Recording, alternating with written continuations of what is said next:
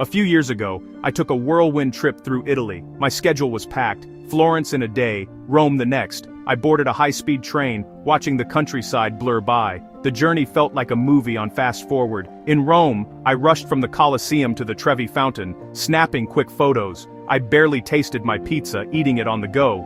That night, I realized I hadn't truly experienced anything. I was just collecting sights. The train ride became a symbol for me, efficient but empty. I missed the space between destinations, the chance for discovery. I didn't meet anyone, didn't try local snacks, didn't connect. I was just moving, not living the journey. That trip planted a seed. Was I really seeing the world, or just passing through? I started to question my approach to travel. Travel should be about more than speed. It's about the moments between, the unexpected joys. I wanted more than a checklist. I wanted real experiences. That train ride made me rethink everything. I decided just moving isn't enough for me anymore. I want to slow down, to actually feel the places I visit. The blur of that trip taught me the value of presence. From then on, I knew I needed to travel differently, and that's where this story really begins.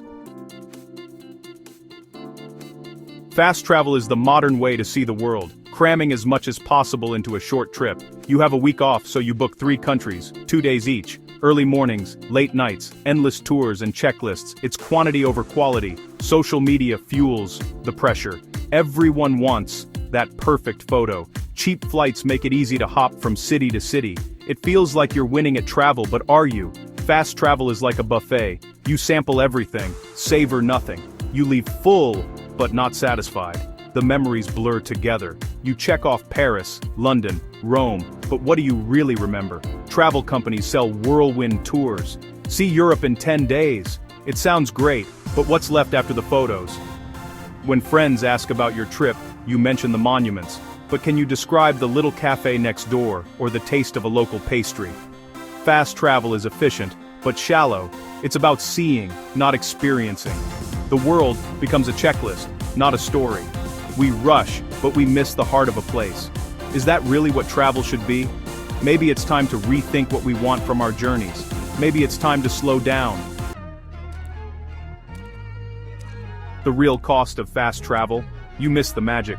You focus on landmarks, skipping the small wonders. A cat on a windowsill, music drifting from a home. These details are the soul of a place, and fast travel makes you blind to them. It's exhausting too. Constant movement, early flights, endless hotels. Instead of relaxing, you end up needing a vacation from your vacation. Travel burnout sets in. You stop enjoying the journey. You don't learn much, no time for real conversations or authentic food. You leave with photos, but not memories. The experiences blur together. Was that pasta in Rome or Florence? You shake hands with a city, but never give it a hug. Fast travel leaves you with a camera full of proof, but an empty heart. The trip becomes generic, not personal. You miss the chance to truly connect. In the end, you've seen a lot, but felt very little. Isn't travel supposed to be more than that? My favorite travel memory? Getting lost in Lisbon. One afternoon, I put away my map and wandered winding streets. I noticed grandmothers chatting on balconies, fado music from above, the smell of grilled sardines. I followed that scent to a tiny, family-run restaurant. No tourists, just locals. The owner and I barely shared a language, but we communicated with smiles. She served me the best sardines I've ever tasted. I lingered, soaking in the neighborhood's life. Laughter, conversation, a sense of belonging. That unplanned afternoon taught me the best travel moments aren't scheduled. They happen when you slow down and let yourself get a little lost. If I'd been rushing to a castle or museum, I'd have missed it all. The music, the food, the kindness, none of it was on my checklist. That day, I truly tasted Lisbon's heart. It's a memory I wouldn't trade for anything. Sometimes, the best discoveries are the ones you never plan. Slow travel makes those moments possible. That's the magic I want more of. Slow travel is about people. When you're not rushing, you have time for real conversations. With baristas, shopkeepers, fellow travelers, these connections turn trips into meaningful experiences. Food becomes an adventure too. You explore markets, try street food, maybe even take a cooking class. Sharing a meal is the universal language of friendship. Slow travel lets you observe daily life, how people greet each other, what time they eat, local customs. You might get invited to a festival or family dinner. It's an education you can't get from a guidebook. You start to feel like part of the community, even if just for a while. There's no pressure to see everything. You can wake up without an alarm, spend an afternoon in a park, or follow your curiosity. Spontaneity becomes your guide. Slow travel replaces stress with joy. You come home refreshed, not exhausted. The memories are deeper, the stories richer. That's the true magic of taking it slow. After years of fast travel, I realized my memories were a blur. I was skimming the surface, not diving deep. So, I made a decision. 2026 is my year to quit fast travel. I'm not stopping travel, I'm changing how I do it. I want depth, not distance. Stories, not stamps. The world moves fast, but I want to slow down and savor it. Travel is my chance to reconnect with places, people, and myself. This year I'm choosing connection over checklists. I want to remember the faces, the stories, the flavors. It's a personal challenge, but maybe it'll inspire you too. I'm excited to see what happens when I give myself permission to take my time. I want to tell you more than what I ate. I want to share the stories behind the meals. I want to remember the names of streets and the people I meet. This is about making travel meaningful again. I think it's going to be a delicious adventure, and I hope you'll join me.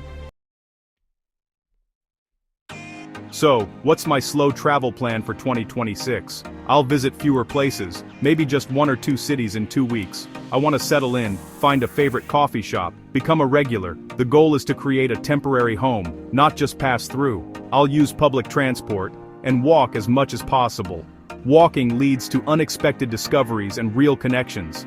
I'll leave empty space in my schedule, whole afternoons open for getting lost. Spontaneity will be my guide. I'll prioritize experiences over sights. Instead of just snapping a photo, I'll try to participate, see a show, take a class, join a local event. I want to be part of the story, not just an observer. This is how you create lasting memories, not just social media posts. Slow travel is about letting the destination reveal itself to you. It's about following curiosity, not a checklist. That's the plan, and I can't wait to see where it leads.